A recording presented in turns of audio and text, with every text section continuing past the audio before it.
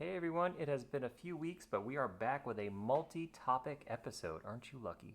So, we're a little bit late on some of these topics that we're going to be discussing, but the topics that we'll cover today, we're going to go over the Bachelorette, why it got canceled, Taylor Mm-hmm. Frankie Paul. You've been watching Secret Lives of Mormon Housewives since season one, so you're very familiar with this Oh, person. yeah, I'm So, definitely familiar with the cast and with Taylor. yep, so we're going to get into that. We'll also talk about, we're a few episodes into Age of Attraction. We're not going to do a watch along just because the show has already aired, and I'm sure most of you are probably moved on to something else by now.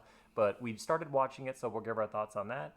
We'll also cover our thoughts on the dynamics when it comes to dating people who are significantly older than you, and if you think you Mm-hmm. can make it work. And we'll probably jump into some other dating topics as well. But let's go ahead and jump into the Bachelorette getting canceled. We were going to do a watch along to the Bachelorette, and it's funny Right. that it got canceled. Like a couple days before, right? Right Oh, before it was about to yeah, air. right before it was about to air, and I had mentioned to you that I thought it would be a great show to cover because Yeah, I have been watching the Secret Lives of Mormon Housewives, yeah. and you know, Taylor's journey on that show has been a tumultuous one. She definitely has had a lot of ups and downs with her relationship with Dakota, and so I was like, this is going to be juicy. Watching her, interact with all of these different guys, she's always kind of been a little bit of a mess in some ways. So I was like, this would be an interesting season to watch and to talk about, considering that we've seen two different sides to Taylor. So Taylor as a TikTok, celebrity, and then Taylor as this reality star that's kind of, you know, you know, essentially her life is kind of falling apart in a lot of ways. She's, you know, professionally has had all of these really wonderful opportunities, but it seems personally, things have just been chaotic. Can't get Just it together. Yeah. no, Mm-hmm. no. So I mean, I would say when it comes to Taylor's personality on the show, she's obviously the main attraction for the reality show, Secret Lives of Mormon Housewives. Even in the intro, I made the Oh comment that they're yeah, looking up at her like she's some sort of yes. Like symbol. she has definitely. I mean, on the show they say like you are the leader of Mom Talk, and Mom Talk is essentially these young women who are mothers living in Utah, and they found a niche on social media doing these little clever dances and really showing a different aspect of motherhood that I think for a lot of other young women that are like, hey, that looks cute. Like, you're not just a mom, but you also are still kind of giving this son of like, I'm still current. I can still have fun. I can still have fun type of image. And I think Taylor, on the outside definitely portrayed that. But when you start to peel back the layers of her life, you see that there's a lot of issues there. And we've seen those issues sort of unfold with her relationship with Dakota. So, little bit of background story. If you don't watch the show, Taylor Frankie Paul was initially famous because she revealed that she was involved in a threesome with another couple, and I guess also engaged in I wouldn't say it was necessarily group sex, but it was definitely a lot of flirtation, a lot of intimate acts outside of sex that she would have with other couples. And her husband at the time was also involved in this as well. So that in alone is sort of a little scandalous for Mormons, right? We typically think of a very conservative, religion, and a group of people that really are grounded in this idea of strict family values. And so she really turned that idea on its head, being this Utah mom that's engaged in these acts, and she ended up leaving her husband. It created a lot of social media attention, and ultimately that led to them getting the reality show. And from that reality show, very quickly, she's the single mom of 2 kids. She's sort of rebuilding her image from revealing her threesome group escapades. So just to clarify, so was she married to Dakota? She was never married to Dakota. This is with her only husband. So but she had for all the kids with the husband too? no, so she does have a child with Dakota. So 3 kids. But she has 3 kids in total. 2 with her husband, her ex-husband, and then 1 with Dakota. So she met Dakota pretty early on in the first season. And right from the beginning, the big red flag for me was the fact that Dakota is, recovering from his own issues with addiction.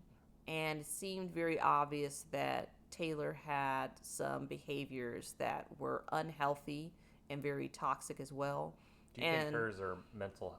Do you think they're related to mental health issues, or do you think she's addicted to drugs? She's an alcoholic. I mean, where do you think all this anger and frustration and?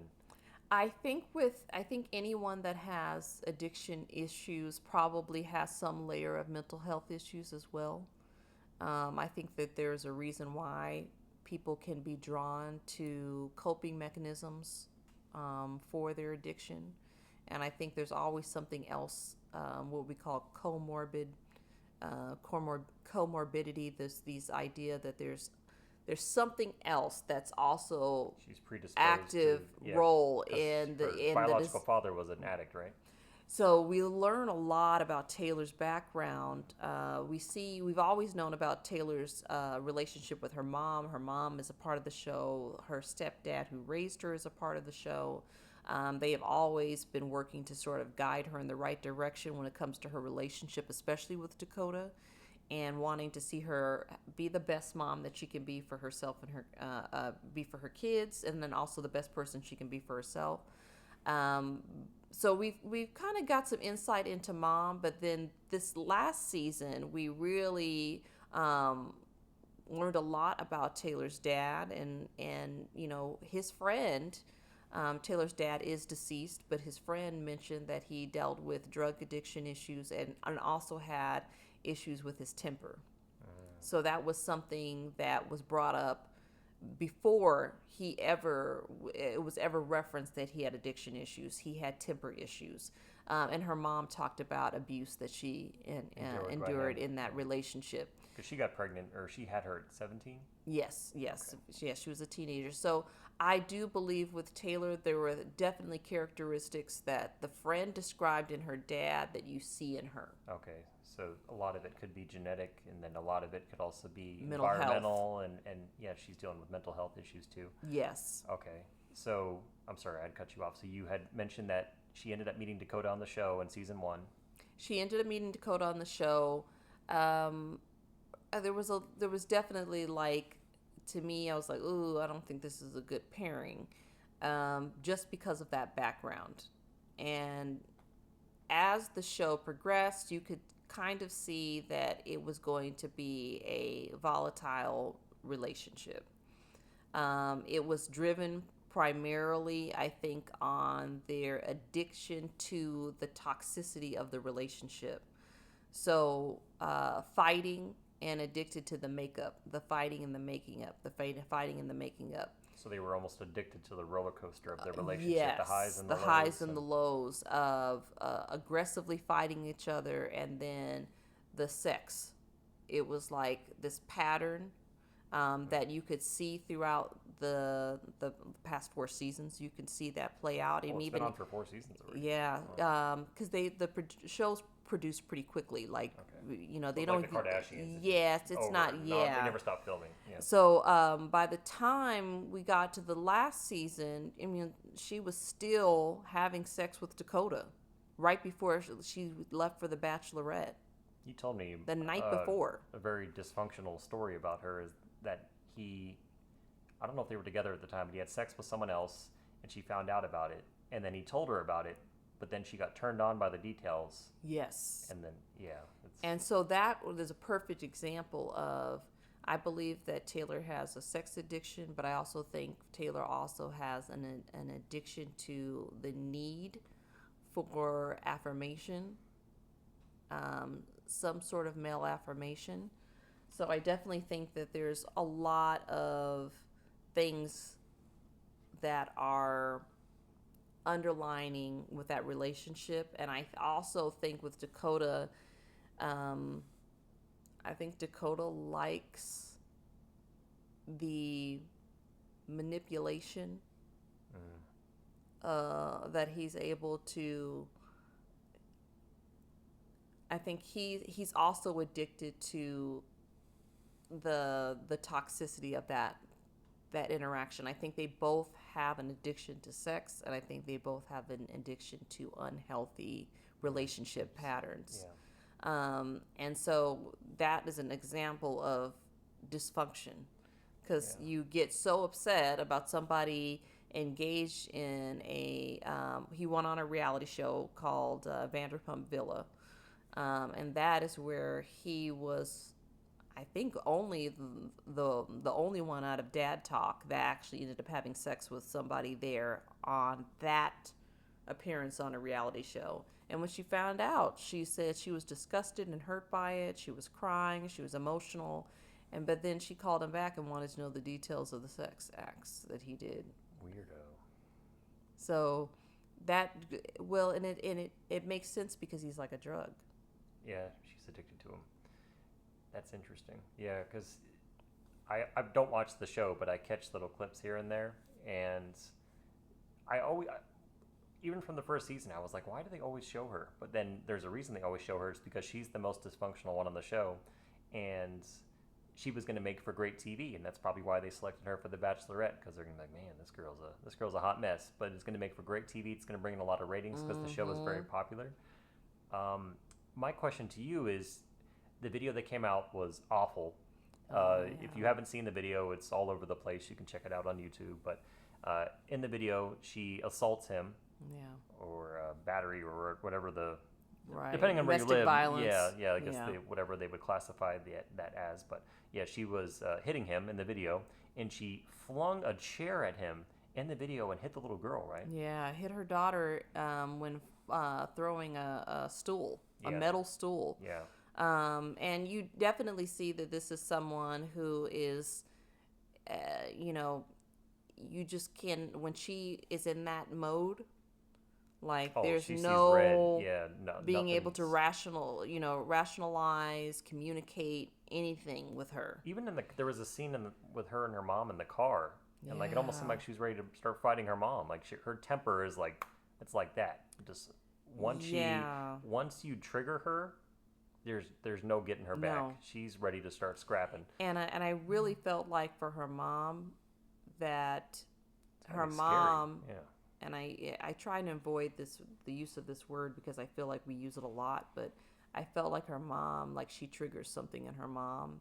I think Taylor is a lot like her dad. Probably reminds her of the dad. Yes. Probably looks like him too. I mean, it has to be very Because I noticed that her mom, she will defend herself in those conversations with her, but I also noticed that her voice will shake. She'll start to cry. Mm-hmm. You can see... It's very uncomfortable. Yes, you can see that I am, like it makes her nervous, like to engage in an altercation with her. Mm-hmm. And I do believe that...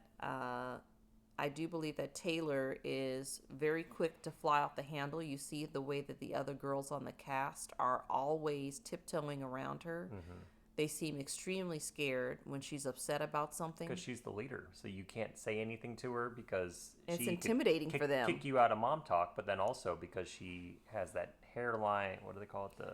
I think it really is more about, even though she's small, I mean, she's not a very big person. She's fierce and she's scary. Just scary. I think the anger. She could kill you. She's the type of person to grab a knife or a gun and kill you. Yeah. And then she would feel justified in doing so. I don't think she would feel any remorse, because when she gets in that mode, she is, anything that's in her way, you're done. You're done. That's why when she flung that chair, I bet you she didn't feel bad in the moment. No. She didn't feel bad in the moment. She didn't think about her daughter. She didn't think about anything. All she thought was about hurting him. Yep. She just wanted to hurt him. Yeah. And if she had something that something else that could have hurt him even worse than I that, she know. would have used it. So if he knows what's best, now I would be absolutely shocked if they ended back up together, because clearly he sold that tape to TMZ, and because he was, my take on it for someone who doesn't really watch the show like that is that he was jealous that she was going on the show because he wasn't going to be with her. He was also jealous that she's getting a lot of attention for it. So he wanted to do anything he could to sabotage. Oh yeah. I mean, Dakota for Taylor is just bad news He's going to all drag her down. They're around. going to drag each other down. Yeah, They're awful for each other. they remind me a lot of um,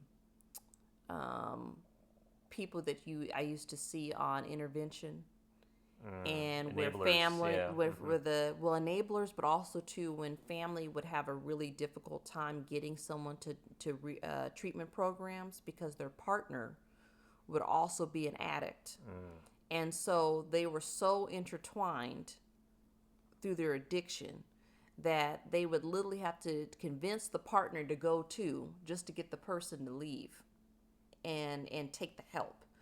And anytime that he sees Taylor attempt to try and better herself, It's got to bring her back down to where he is. Yeah. Yes, like a crab in a barrel. Yep. He has to pull her back down. Yep. And I believe that they do it to each other in their own way. But I also think there's more for him to gain by that, doing that with her, is because she had this platform and all of these opportunities. She was everywhere. Everywhere, all these opportunities. Yeah. And he knew inherently that he probably didn't measure up to that. Oh, no. He was going to be... Yesterday's news. Yeah, she wouldn't have been interested in him at the time because she was everywhere. Everywhere, she was she getting had invited tons to of award shows, and she obviously just from the Bachelorette alone. I mean, she would be a household name. Oh yeah. Think about how many people watch that show, and then how many people already watched the Mormon Housewives show. So she was headed to better and greater things. Now, do you think knowing that video came out, it's 3 years old. There's not, she got arrested for it. She was charged with it. She was in jail too for White. And So do you feel like that information was already out there, but the video wasn't released? Seeing the video, do you think they should have canceled the season, or do you think they should have let it play out? Well, let me just say this. I felt like the network knew the incident took place, so that they were fully aware. We do know that there was a more recent incident between the two of them, which sort of sparked his release too of this 2023 video, where now he does have temporary custody of their son. So I don't know if he felt like that sort of helped him to show past behavior perception of this is what I've been dealing with type of thing. I do believe that she is very physically abusive to him, and I don't think Dakota is physically abusive to her. I do believe that Dakota is emotionally abusive to her. I do believe he's emotionally abusive, but I don't think he is physically abusive. So what's your take on all her friends defending her, saying that she's the victim in all this? A lot of people are saying that she's the victim. Well, I think what people see in this is that Dakota is not good for her. And I do believe that Dakota does things to mess with Taylor. I do believe that he will find ways anytime she starts to gain independence or starts to feel good about herself, or she's on a healthy journey, he pulls her back, pulls her back. So I do believe that is true. And two things can exist. I think abuse can show up in a lot of different ways. But Taylor has to be responsible for her own actions in that situation. I don't believe that Dakota is physically abusive to Taylor, but I do think Dakota is manipulative when it comes to Taylor. Do you think one is worse than the other? So do you think, say she's not, maybe she is emotionally abusive as well, but maybe hers comes out in a physical manner? Do you feel like physical abuse is worse than emotional abuse? I think they can both be equally detrimental depending on the person. But I think with Taylor, Taylor got herself into a very dysfunctional situation, and the only way that she's going to be able to get out of that is through her own self-work. Taking accountability, because the statements that her publicist is putting out is that she's a victim in all this, and it's like, what are you doing? No, like, you gotta. Taylor's not a victim. What is that Taylor is a victim. I think, let me say this: Taylor's not a victim of Dakota. Taylor's a victim of the show. Yeah. And of the Bachelorette production, all of it. That's where she's a victim, because nobody's getting her any help. And in many ways, she's a victim of the people who are around her, including her family. Because I don't care if that's my child. I don't care you being on the show, the attention, any of that. That could go away tomorrow. The most important thing for me is you as a kid. When I think of our child, she's the most important thing. So me being on a reality show means nothing to me. That could be gone tomorrow. The most important thing to me is my child and their health and their well-being. And so part of Taylor's issue too is the people around her. But when you are an angry person, when you have issues with your anger, you don't get the truth, because people are intimidated to tell you the truth. And I think her mom definitely tries, but I think her mom is very young. And I think they've always had a sister type dynamic as opposed to a mother-daughter dynamic, because the way she talks to her mother. Yeah. There's no respect there. There's no respect there. And that's established very young. Yeah. I do believe that Taylor has mental health issues. I think Taylor probably needs to have a cognitive scan, brain scan. I think that there's a genetic component there, but I also think that there's something going on mentally.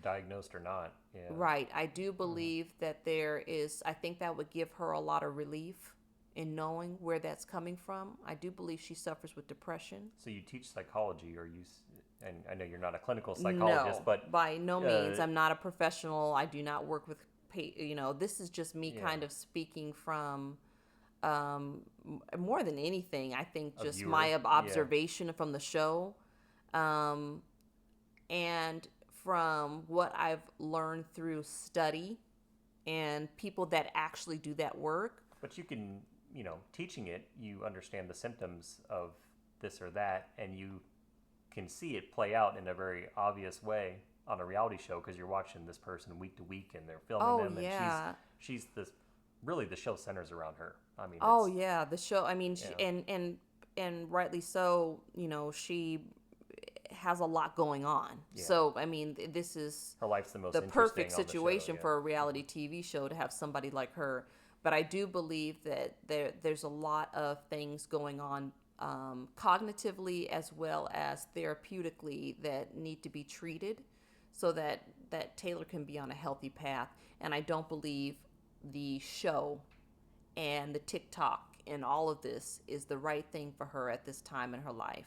Yeah. I think that she needs to get healthy. I think she's extremely thin.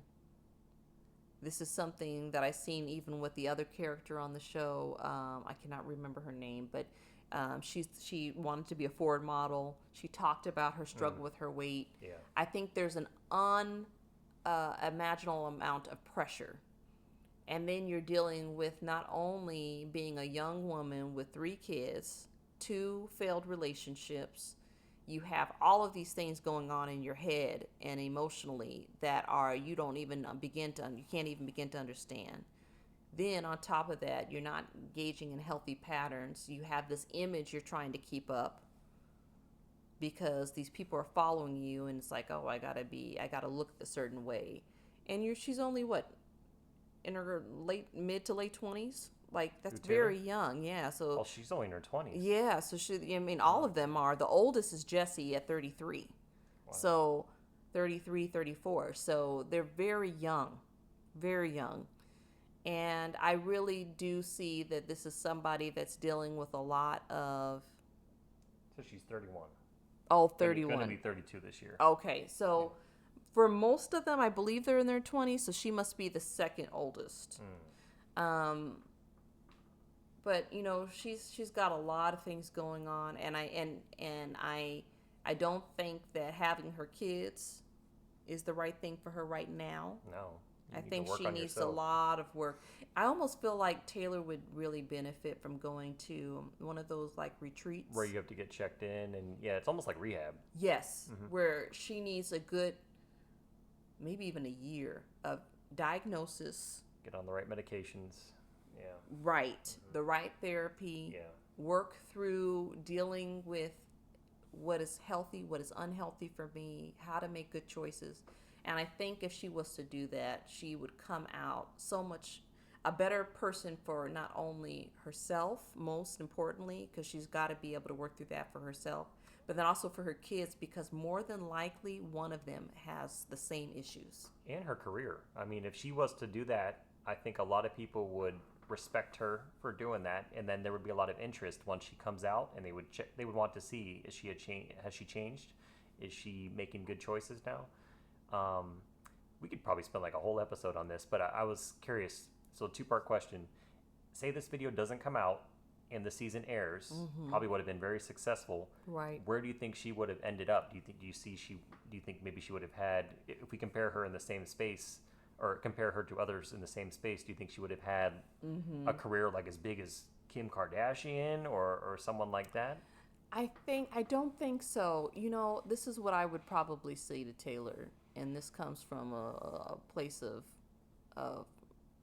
I always believe we're spiritual beings, and I would say this to her: this happening to you was the best thing that could ever happen to you. And right now she's probably thinking it's the worst thing, but sometimes we have to find ourselves in a place that we are hitting such a low that we have to do something different. And I hope for Taylor that this has been a what they say, come to Jesus moment. Wake up call. Where she starts to say, something in my life has got to be different. Yeah. I know for her probably right now, I do believe that she suffers with a lot of sadness and depression, but because that anger comes from somewhere. And I would probably say to her, use this time for you. To heal. To figure out what's going on. Be a good mom to your kids. I mean, that should be the most important thing in your life right now. Oh, yeah. And most of all, also, to finding herself, learning herself and what's going on with her. And I think learning about her dad is the first step. And I'm sure...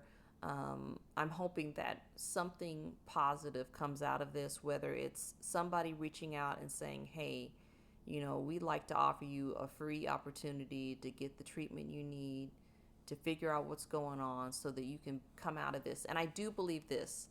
I think that obviously she has something about her that people were drawn to.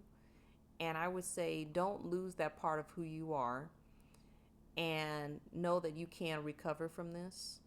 And I think there are a lot of young women out there that experience what you are experiencing or have experienced that, whether it's anger, addiction, toxic relationships, whatever it is. And I just think give yourself, a couple of years of healing, and what amazing things you would be able to do as a healed individual who can, has her children in her life, that's making healthy decisions, and what a testimony you can be for other young women that are bigger going than you would have been going through the chaotic. Exactly. So I just hope for her that she sees that there is another, there's a future version of herself. It's not a hot mess. Yeah. Yes, that's not a hot mess, and that's saying to her, we're going to turn this around. So that's all I can hope for, and I hope the same thing for Dakota as well. Yeah. I just think that Dakota at this point needs to, they just need to leave each other alone. Yeah, I agree, and that's what's going to be best for them and also for their and their kid. son. Yep. Yeah. Wow, that's a lot.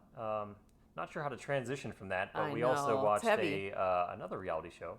We're a couple episodes in. I haven't been as locked into it as you are, but it's called Age of Attraction. Yeah, I mean, I haven't. As I was watching it, I have to say I didn't take mental notes the same way we did with Love Is Blind, but I think that there are definitely some big picture questions, like things that we can talk about when it comes to this idea of, is age really a factor when it comes to love?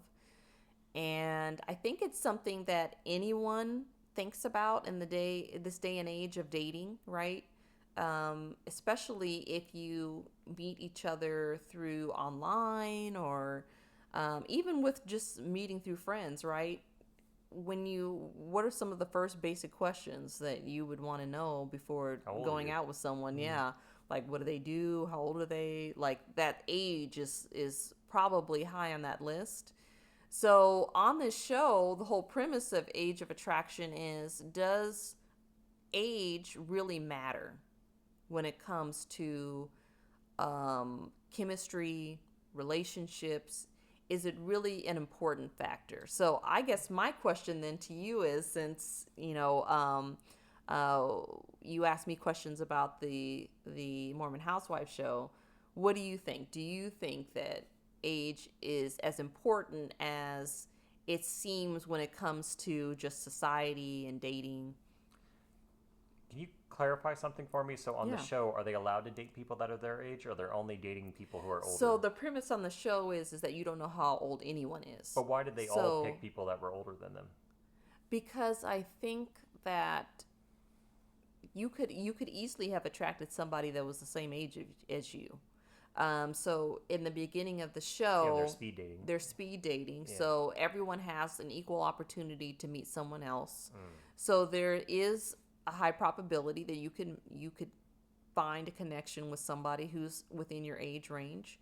Um, the only thing that I could assume is that maybe they pick people that have been known to date people who are either older than them or younger than them. So the probability of them matching with someone who looked older or looked younger was high. Mm. So that's the only thing that I could assume. But there's an equal chance that you could have easily connected with somebody of the same age. So somebody in their 40s could be finding Someone connection else with in their someone in their 40s. 40s. Okay, Yeah. got it. Watching the couples, I didn't. None of the couples that we were watching did I feel like they had chemistry. So like when we saw Vic and Christine on Love Is Blind, we're like, wow, this is. I don't know. Maybe they're the outlier. There's not Oh, yeah. most seasons don't have a couple like them. Yeah. But, I'm trying to think of another couple on the show. And they're really the only one from the past season. I think all the other couples broke up from this past Oh, season, Love Is yeah. Blind. But Right. like when you see a couple, whether it's in person or on television, Right. usually you can tell, oh, they have a lot of chemistry. They seem like they're Mhm. great together. At least watching this, they didn't seem like they were. You want to pause it? Hey everyone, sorry about that. So our daughter was crying, so we had to take a quick break.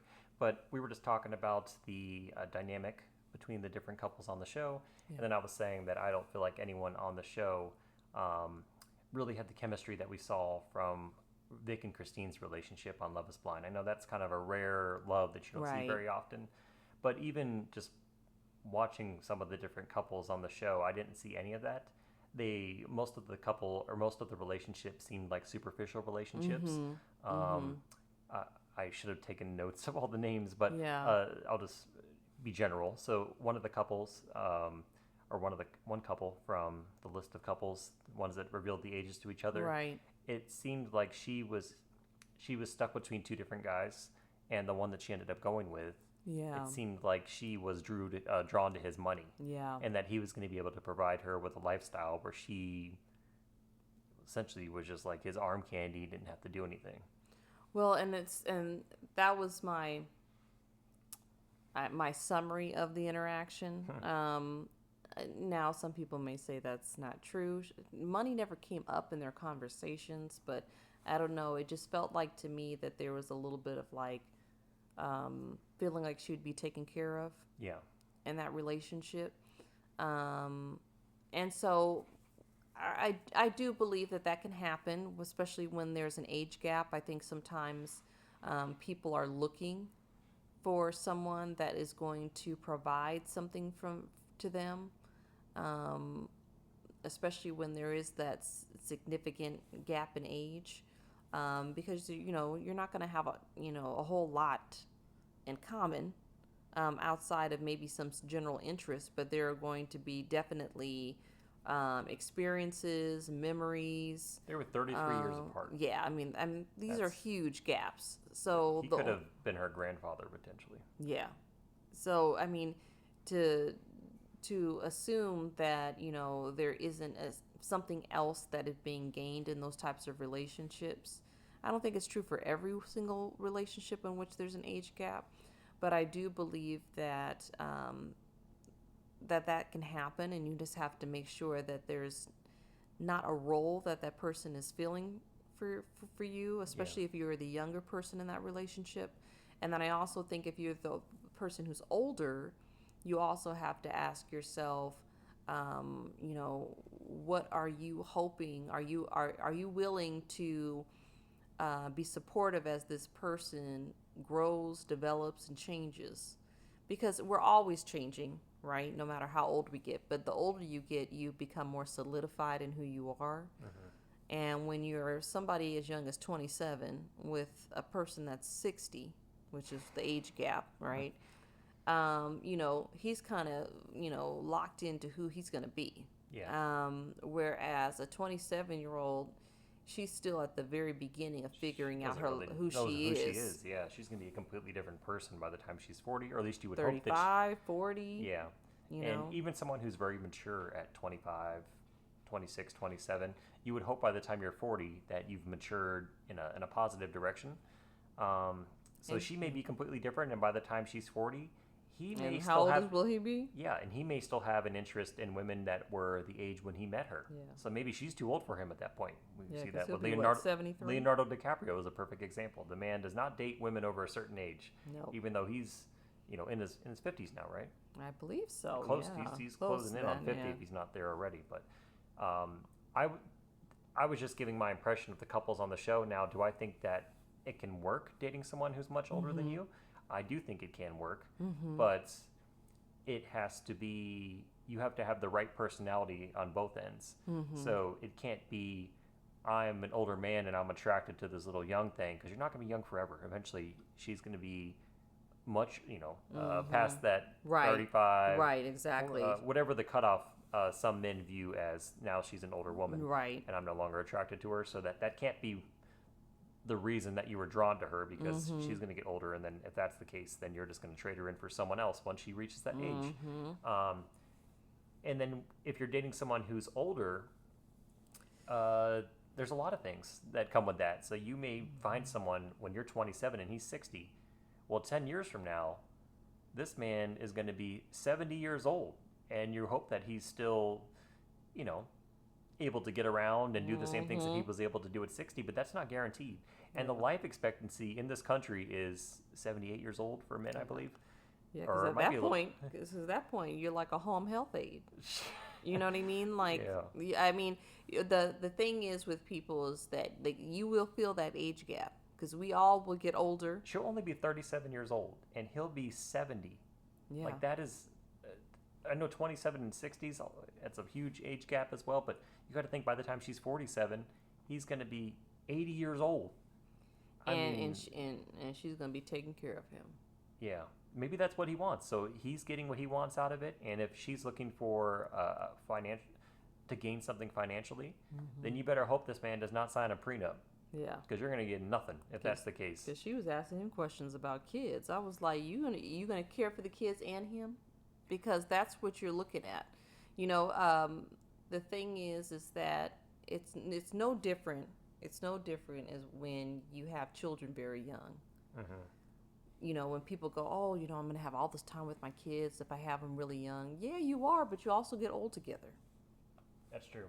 Yeah. And when it comes time for you to need help, well, they need help too, because you guys are both old at the same time, right? Yeah. So they're going to be limited in their capacity to help you. And the same thing is going, when there's a huge age gap like that, you just have to recognize that at some point you will fill that gap. Yeah. you're going to, and when I say feel it, not literally feel it in, but literally like feeling it, Yeah. You're gonna be taking care of emotionally, them. Yeah. and it will become more apparent with time. And it doesn't mean that you don't love the person, but you will take on a caregiver role, because it happens in with couples of similar ages, right? When you're aging together at the same time, you're having to care for one another, become a caregiver. Things happen in life, you never know. Even with you and I, we're Yeah. 5 years apart, but Yeah. we're still, you and I are talking, we've had conversations where we're like, how do we line up our retirements? Because Yeah. we're both enrolled in a pension program where you're going to be able to retire before I'm able to. So we're trying to find a plan where we can still retire around the same time and be able to enjoy the same things. Because if you retire 5 years before me, Yeah.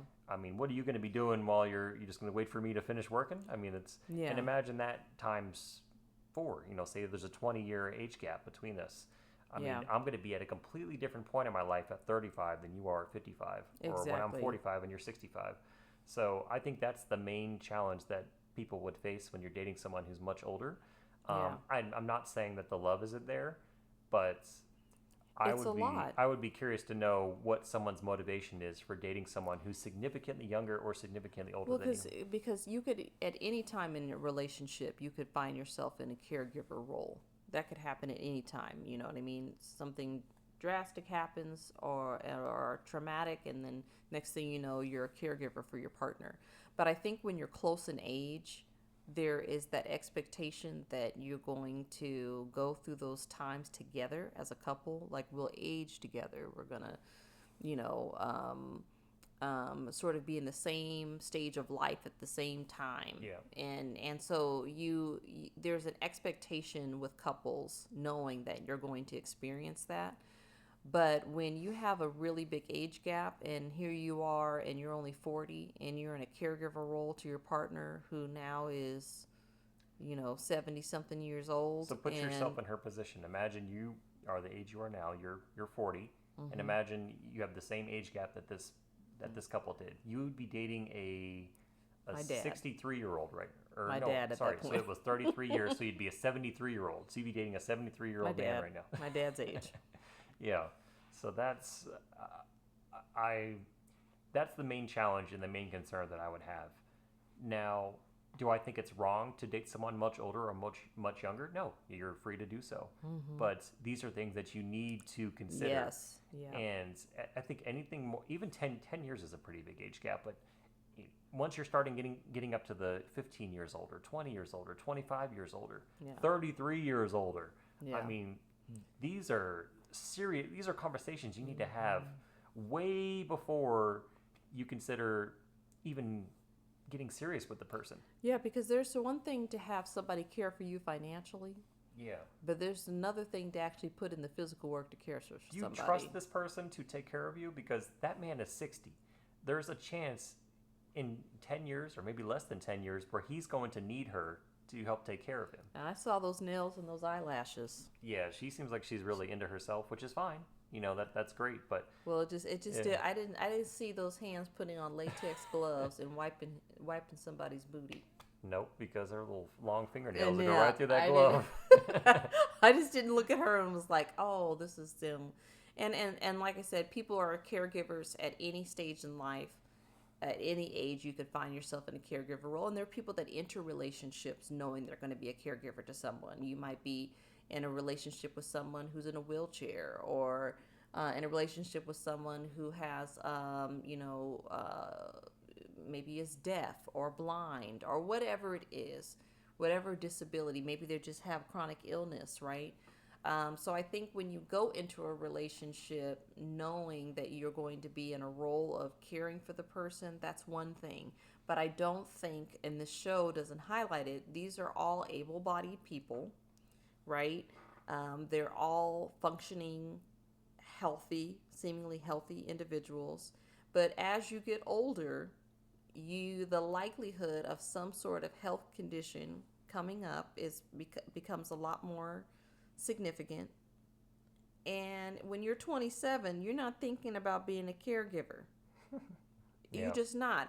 When you are a 60-year-old woman in a relationship with a 65-year-old man, you're thinking about that. Oh, we got to plan for that because you never know, something could happen. Twilight years. Yeah. Yeah, I mean, you're in the same place with that person that you're kind of like, oh yeah, we're aware of these things, and it doesn't mean that it's going to happen, but you just have a greater awareness that could happen. You're also going to have to sacrifice a big portion of your life because that person is no longer able to do the things you like to do. So let's say in their example, she loves to travel and she likes to be active, and if he's not able to do those things, is he going to be okay, or are you going to be okay doing all these things without him?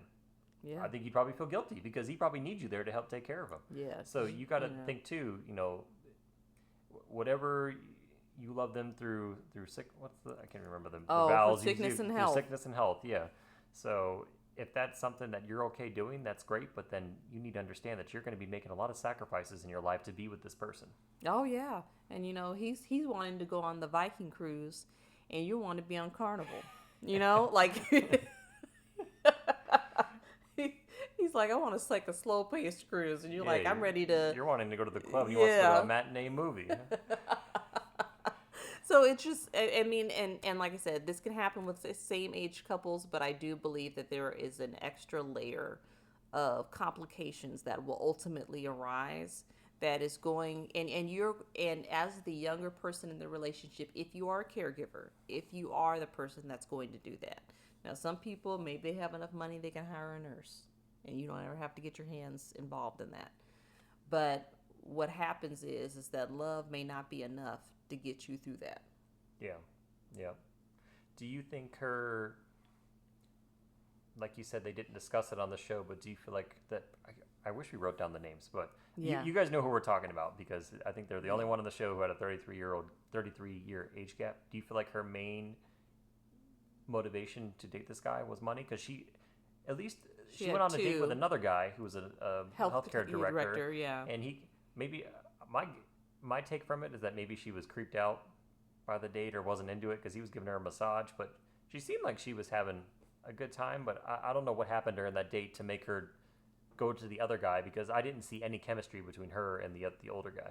It could have been that the other one was a little too raw with her. He wanted something on an emotional level, and I think that could have scared her a little bit. And if she is used to relationships that are a little bit more transactional, because I almost felt like the way he talked to her, the one I believe his name was Jorge. Jorge, yeah, that's right. Yeah. So I believe that the way he talked to her, he almost kind of like told her who they were as a couple. Like, I'm the outgoing guy, you ground me. You're the quiet one that grounds me. You're the opposite to me. And he was almost kind of like saying, like, this is what we are. You said they did have like a daddy-daughter dynamic. Yeah, it just felt like he was telling her what they were. Yeah. And I do believe that the other one wanted something a little deeper with her because he used a lot of like language of like, I could see this about you, or I noticed these things in you. You seem like a kind person, or, and I just felt like perhaps she ran a little bit.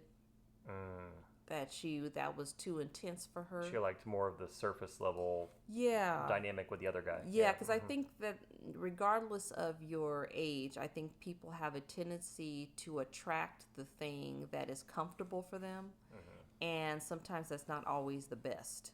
No. Like the lady in the show that ended up pairing with the 27-year-old, and she's 54. Prince Harry. But she just got out of a relationship, divorced second time, and I felt like she just tied herself to this guy immediately. And something told me, I was like, I feel like he is very similar to the other people you have been with in the past. And I always believe this. Sometimes we are attracted to the people that are similar to other people that we think we want to avoid, but because they're in a different package, we fail to see the similarities. So I always say same product, different packaging. Yeah, he's young, probably younger than the other guys that she dated. Maybe looks different. Something else is different about him that she liked. Oh, he's so much different than such and such. But he's the She same. was hanging on his every Every word word, when they yeah. were there, about to give the rings to each other. She was hanging on his every word. Yeah. And he was going. If he told her no, it would have broke her. You Oh could yeah. tell, like she was Well, already head over heels about she him. just allowed herself to be attached immediately to Yeah. him, Mhm. and I felt like she's old enough now to know. She's 54, right? 54 years old. Yeah. You're old enough now to know, hey, I'm not going to commit myself right away to you. I'm on a show where I'm here to try and find my match. So I'm going to meet people. And if he really wants her, then he's going to stick around. Yeah. He's going to pursue her. But I felt like she was too quick to go, okay. And I do believe that that's probably something she's done in her past relationships. Quick to attach. I don't see any of these lasting. If I had to pick one couple, it would be Jorge and her. But it's because he wants arm candy and she wants money. I don't know that for sure. That's just my take from the dynamic, because I didn't see anything in their dates prior to them committing to each other that seemed like there was, besides him being a criminal defense attorney, having some money, and her. He was definitely he's a very gaudy, showy, kind of flashy Ferrari guy. Jumpsuit. And I could just tell that he's the kind of guy that's like, I want you to look good. But you did like his hair. Oh, the Greek haircut? Yeah, he had baby hairs. Yeah, he's like, let me be your Plato, Aristotle, Socrates. I just felt like, he's just the kind of guy that's like, he wants to keep her kept in a certain way. Mm-hmm. But eventually that could become exhausting too. Yeah.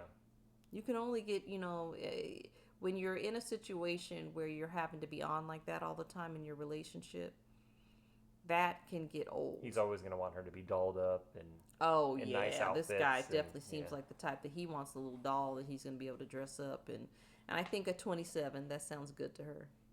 Well, she said she wanted kids, right? And so did he? Yes, he said he was okay with that, but I'm like, girl, man, you want a kid and a senior citizen? You know what I mean? Like that's a lot.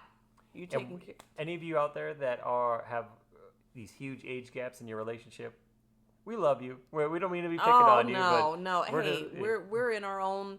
As a couple of interracial couple, like I'm sure there's people that sit there and go, that can't work, right? We're in our own little niche category where people probably judge us. Exactly. Like, oh, I could never date someone the opposite race of me. There's no way, But that's my take from the show. I don't think any of these couples, none of them jumped out to me. There were some others that we. Have they already shown all the couples that they're going to highlight this season? So the only other couple that we seen was. He's 42. I believe she was 22. So we've seen he is of Black and Asian descent. Mm-hmm. She is white, long blonde hair. She got really emotional about their interaction and their relationship. It felt genuine. Like, I think so far in the episodes that I've seen, they seemed the most authentic. He seemed like he really was liked her as a person. Yes, and he was very kind and sweet when he sat next to her, and she started to cry, and she said, you're kind of the first person that really has shown me kindness in a relationship, and he seemed genuinely like he wanted to comfort her through that.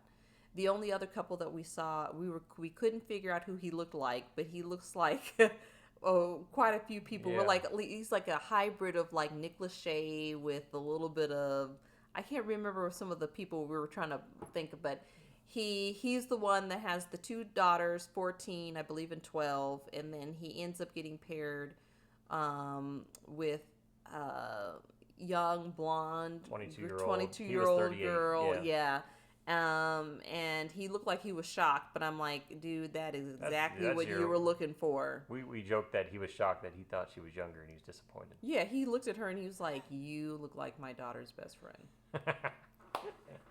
He's like, I can't date her because I could go to jail, but I can date you. Yeah. So I don't know. I have to watch more episodes to pass off a full judgment on him, but I didn't see anything between them that No, would be all like, I saw oh, was that they're- he looked at her and he was like, she's young and blonde. Yep.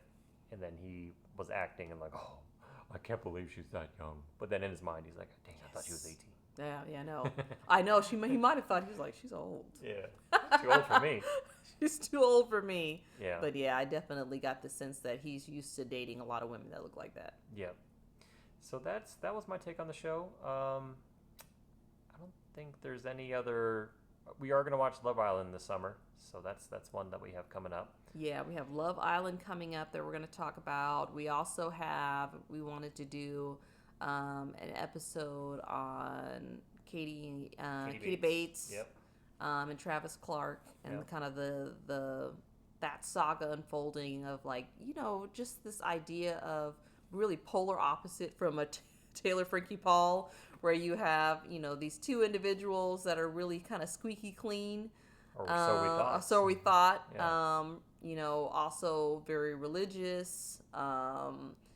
Sort of presented this ultra, Christian conservative image. Yes, we'll do a full deep dive on And them. then, the scandal drops. Yeah. The cheating scandal So drops. that'll be fun because the whole backstory on that Yeah. too. So, yeah, look forward to that, everyone.